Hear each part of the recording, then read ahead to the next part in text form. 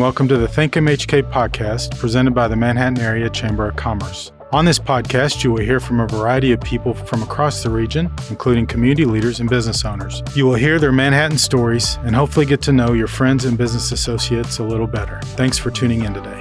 Our next guest on the Think MHK podcast is another one of our 20 under 40 winners, Veronica Sims. So, hey, Veronica, how are you? I'm good. Well, thanks for being with us today. And as most people who listen to the podcast know, we always start out and just ask our guests to tell us a little bit about themselves and what they do for a living and how they ended up in Manhattan. So if you could, maybe tell us a little about Veronica. Yeah, so I'm Veronica Sims. I'm a CPA and a principal at Varney and Associates, so a local Manhattan accounting firm.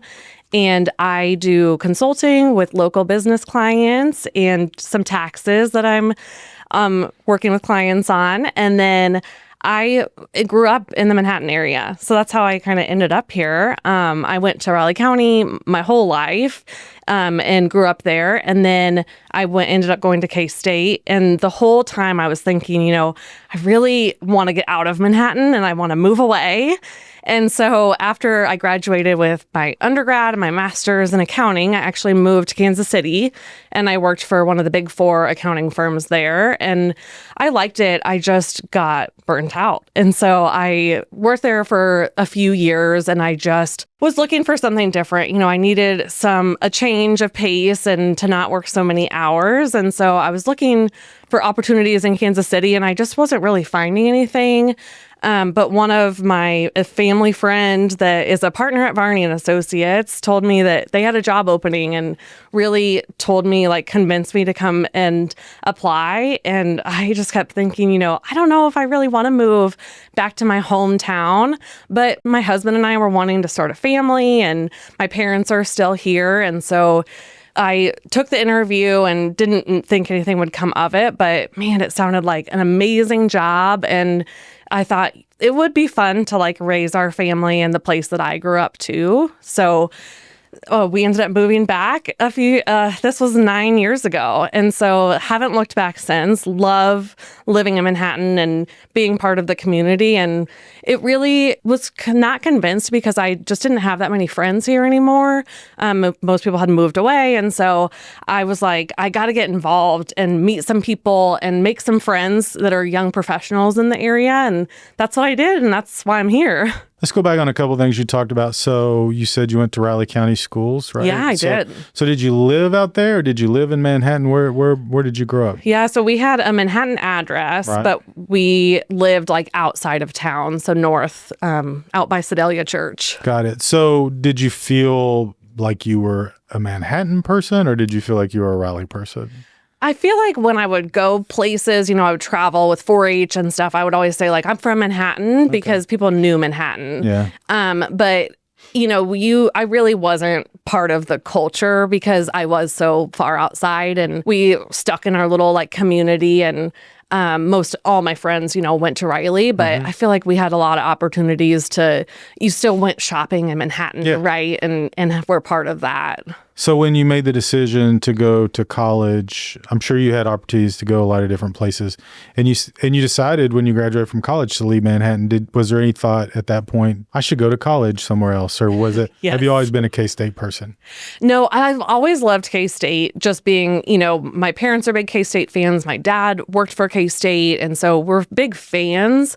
But I was like, I got to get out of here. I need to do something bigger and go somewhere bigger. And just, when I was going through the process, I was looking at University of Nebraska, Lincoln, and KU and K-State. And those were my three big schools I was looking at. And UNL, it was just expensive. And so when you get scholarships, I had scholarships to get in-state tuition, but it was still a lot more than I would pay if I went here. And this is my accounting brain talking, right? Mm-hmm. Because I'm always okay, well, we got to be fiscally responsible. So I was like, okay, well, I'm going to go KU. That's just where I'm going to be at. And my parents will just have to settle with it and deal with it. But my advisor didn't send my transcript. And so I didn't get scholarships there. So I ended up at K-State and kind of got stuck here. But it was the greatest thing. I thought that I would be more stuck in, the group that I had grown up with and people that I went to high school with. And it really wasn't that way. K-State is huge and you're kind of like in your own little bubble. So I lived in the dorms and had the full college experience, but it was nice because I could go do my laundry at home on the weekends and my mom would cook me dinner. Yeah, that is nice. I have a stepson who does that, takes advantage of that right now. He's a K-State kid and comes home to do his laundry, so it's always great. So when you made the decision to go to Kansas City, I assume you were recruited and so which firm was it? I worked for PwC. Okay. And then, so I'm assuming when you start out at PwC as what is associate, that you get to do a lot of the grunt work, right? You do, yes. That job was pretty crazy because they really throw you in when you're an associate, even when you're an intern. So I was traveling a lot. I worked on a team that it was kind of all over the place, and I had clients in different states. I worked on a project in Connecticut, and so it just was all over the place. And so I would be gone, Monday through Thursday and come home for the weekend. And during busy season, it was like Monday through Friday, they would let you fly home on Friday. And so that life, I was like, how am I supposed to do this when I want to have kids? Mm-hmm. So it worked for the first few years. And I was like, I'm sticking this out, but it was a lot. So, so I did a lot of the grunt work and you didn't have control over anything. You just flew by the seat of whatever the next manager wanted you to do. Yeah. And now, did you meet your husband in Kansas City or did you meet him at Kansas State? No, I met him here in Manhattan. Okay. When I was in college. It was when I was getting my master's. So it was right in the nick of time we met. At Tubby's one night. Uh-huh. And so we both moved to Kansas City once I had graduated. Is he from here? No, he's from Shawnee. Oh, okay. Uh-huh. He grew up in Raytown and then lived in Shawnee when he was in high school. He came here to go to school too then? He followed a girl here. And then she dumped him and I scooped him up. There you go. That's always. So when you guys were deciding to move back and so what does he do? He is an estimator for Progressive now, but he's always been in auto dealerships. So he was pretty flexible where he could go. Yeah. Yeah. Okay. So you've been back 9 years now. What makes Manhattan a special place for you to live and to work? Yeah, it's just special. I think it's just such a close-knit community. I love, I go places and I see people that I know and that I've been involved with in the community. And so it's nice to see familiar faces when you go places. And I feel really lucky that we have, we're raising our family here. And so that we have those opportunities, which we're doing summer camps through Manhattan Parks and Rec. Mm-hmm. And we're members of the zoo and we go to a lot of events at Blue Earth and all those fun things. And I feel like we always just have something going on in the community that I can take my kids to or be involved with. So that's nice. Mm-hmm. And since you mentioned your family, you have kids, right? I have 2 kids. Yeah, 2 little girls. They're 7 and 4. They go to school in 383 or? They go to Rock Creek. Oh, okay. Mm-hmm. Okay. Yeah, so we live out in St. George. Got it. So do they like it out there? Is that? They do, yeah. We love the school. It's fantastic. Mm-hmm. And it's nice to kind of have that outskirts feel while still having the opportunities in Manhattan. It's kind of reliving what your experience was. Exactly. Yeah. Yeah, cool. That's what I was looking for. So Varney, you came back to Varney and you were at the old location when you came back. And so you were here at the transition to your beautiful new office building on Point Street. What was that like? Yeah, when I went to Varney's, I remember thinking oh, this is a little different than, a Big 4 international accounting firm. But their flexibility and kind of the way that they talked about their clients was so different than anything I had experienced. And so I was like, I don't care. I don't care where I'm working.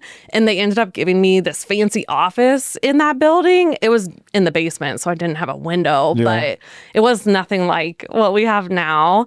But yeah, it's been exciting to see a lot of the changes that have happened since I started at Varney's. I feel like we've come a long way and that's why I love the place. I think we're still making moves and trying to get different places. Yeah, so there was a lot of transition because you guys moved right before COVID, right? Is that what? Yes, we moved November 2019. Yeah. And so we were in that beautiful new building for 2-3 months. And then they were like, okay, everybody go home. Yeah. which we all are able to work from home and have that remote capability. And so it was no big deal to move and go home, but it was hard not being in the office and seeing everybody. And so what are you all doing now at Varney? Yeah, so we do hybrid. Okay. We do have people who are 100% remote. We have people who, they're spouses of military that have moved away. And so they're all around the country and still work for us. And they, were great employees when they were here. And so we didn't want to let them go.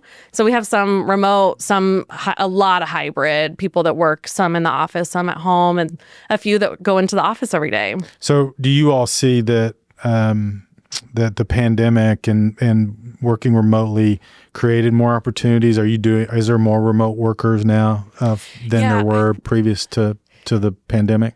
Yeah, I think we were always open to having remote workers, but it definitely has opened up the pool of people wanting to do that because now it's just normal. And then I think it opens up pools of new clients too. I have clients that are all across the country. And oh, for sure. I even have clients that are here in Manhattan and they're like, no, we only want to do Teams meetings. And it's like, yeah, that's okay too. It is pretty interesting how we've become very used to doing that now. And if you even think back, I don't know that I ever had a Teams or a Zoom meeting at my desk before the pandemic. No, it was so different. Because it was like, I just thought, we can't do this. We have to be in person. And it just completely changes how you do things. So I'm sure it does create new opportunities for especially companies like yours where the proximity isn't as big an issue. Yeah, it doesn't really matter. Financials you can talk about online or in person. Yeah.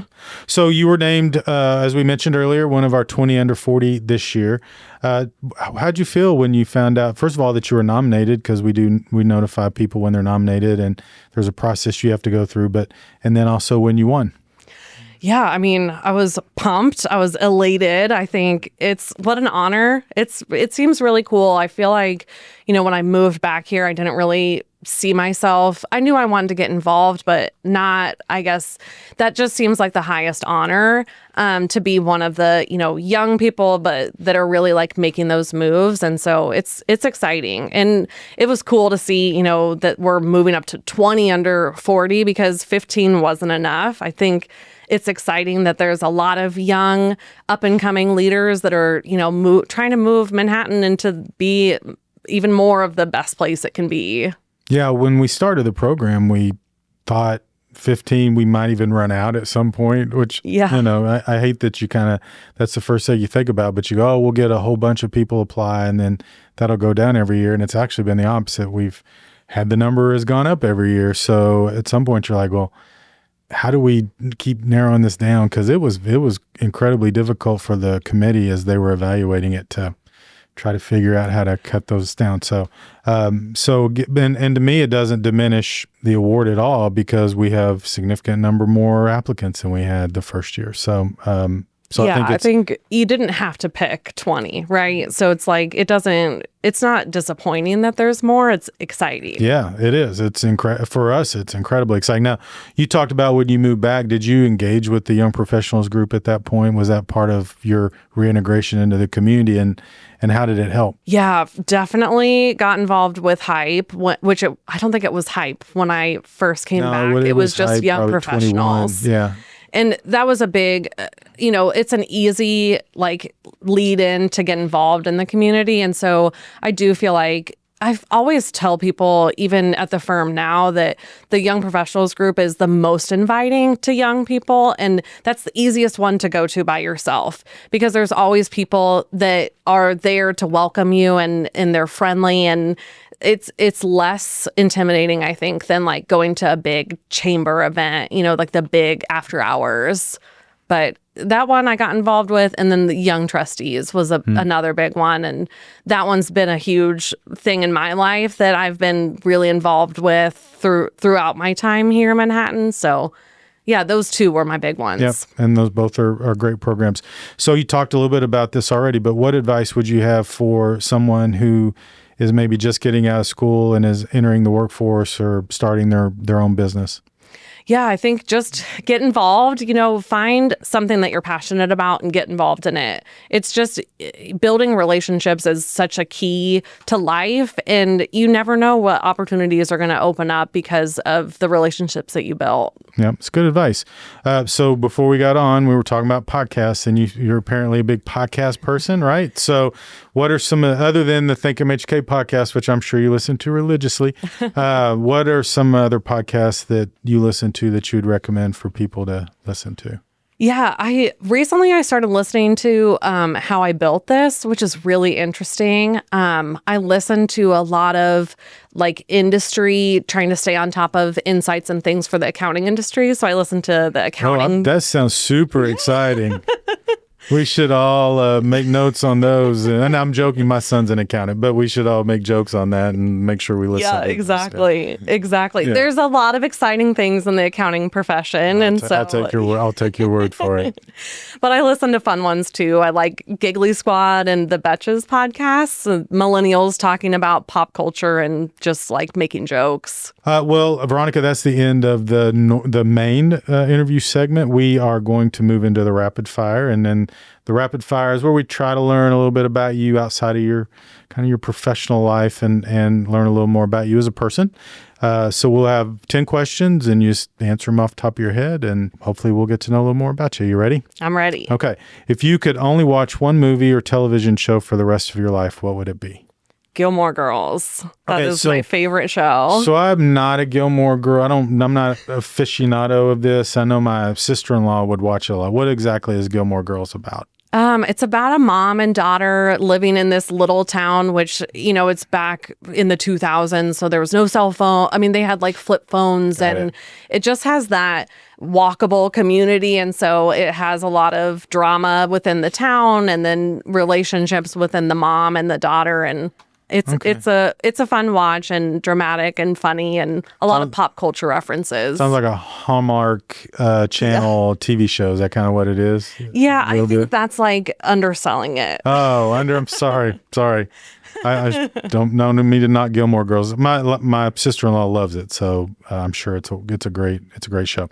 Describe your perfect day. I think my perfect day would be going to the lake and wakeboarding and swimming and cold drinks and having a fancy boat and hanging out at the lake all day. Okay. Do you hang out at the lake during the summer? Which one do you go? Yeah, we go to Council Grove. Okay. My parents have a house out there, so we used to be big wakeboarder, water skiers, but now with the little kids, we're more the pontoon boat family. So, yeah, we have a lot of people in Manhattan that have homes on Council, so it's pretty busy. I've been down there a few times, and during the summer it gets pretty packed. It is busy. Yeah. Yes. So, what do you want people to remember about you? I think that I'm passionate and that I just don't do anything halfway. What job did you want when you were a kid? When I was in middle school, I wanted to be an orthodontist. And, everybody had braces back then. And so the orthodontist office I went to had TVs on every station and they had video games and stuff. And I was like, this is where it's at. And so I did job shadowing experience probably in 7th or 8th grade. And my mom said I came home and told her oh, it's too yucky. I just don't like it. So now spreadsheets, that's where where I'm at. What was your first job? When I was in 4th grade, I would get off the bus with a little first grader and I would babysit her. And I think I made 50 cents an hour. And I would hang out with her for an hour until her parents came home. That doesn't seem like minimum wage. You may have a claim against that against those parents. What inspires you the most and why? My mom inspires me. I think she is just a driving force. She has always been my biggest cheerleader and biggest motivator. She really makes people, wants to push people to their highest potential. And she, all the time my sister and I were growing up, she was always pushing us to be our best. And, she wanted to motivate us to do what we wanted to do. But she was also that realistic, you make sure you pay the bills skills and build a life you want to live. And so I take a lot of my parenting inspiration from her because I just felt like she was such a good, she wanted to be my friend, but she also would push me and call me out on things. And you mentioned before that your parents lived here. Do they still live here? They do, yeah. Okay. So we get to see them a lot. Nice. What skill would you most like to learn? Ooh, I want to go scuba diving. I've never learned to scuba dive. What's a skill you want to learn, Jason? What is a skill? I would love to be like a virtuoso guitar player. Like that would be the greatest thing in the world. If I could do something, it would be awesome. The second thing would probably be a great golfer. That would be, if I could do those two things, and I would feel like I'd be the coolest guy in town, right? It's like that's the dude that's a scratch golfer that also is like the greatest guitar player I've ever heard. That's me. That's a good combo. Yeah, I think it is a good combo. Kind of, feels like you could have all kinds of parties and stuff. It'd be fun. Yeah. Where is the coolest place you ever traveled? Okay, before I had kids, me and two girlfriends went to Europe for 16 days. And we went to Barcelona, Nice, Florence, Venice, Amsterdam. And we had the best time. It was lots of wine, lots of pasta, and we just did all the touristy things. Nice. So Venice is on my bucket list. Is it a fun place? Yeah, it was really cool. We did have, they'll laugh if they listen to this, but we did have an experience where we got lost there and couldn't find our Airbnb. And so it's an experience, and people do not speak English there. That I would assume you get into Rome, you probably find a lot of people that speak English, but you get outside of the major centers like that, even though Venice is very touristy, I would assume that's probably the case. So yeah, it was a little sketchy for a while, and I definitely didn't tell my parents until we came back home. Yeah. That was probably good advice. Speaking of advice, what advice would you give the 19-year-old Veronica? Oh, I would say that everything happens for a reason, and just listen to your gut. I feel like the best things in my life have happened because when I've listened to my instincts. Yeah, that's good advice. Also, I would say don't be in such a hurry to leave Manhattan. Manhattan's That's right. a great place. Exactly. Yeah. It is a great place. See how that worked? All right, last question, and this can be one answer or two answers, but first and favorite concert. Okay, so my first concert was the Dixie Chicks on their Fly tour, and we went and saw them at Bramlage. And so that was so fun. And then my favorite is always Country Stampede when it was back in Manhattan. And so I went to Country Stampede almost every year when it was here, when I was old enough. But I think my favorite was Dierks Bentley when he was doing the Drunk on a Plane, and he had like a full plane on the stage. Nice. Yeah, it was fun. My mom would get like VIP tickets, so we were very spoiled. Well, Veronica, congratulations again for being one of our 20 under 40. It was certainly an honor that was well deserved, and thank you for joining us on the Think MHK podcast. Thank you.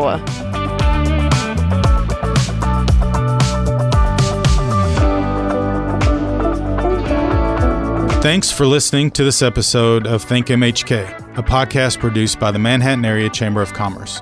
If you enjoyed the Think MHK podcast, we'd love for you to subscribe and share it out on your social media channels. Feel free to reach out to us on Facebook, Twitter, or Instagram at the Manhattan Area Chamber of Commerce.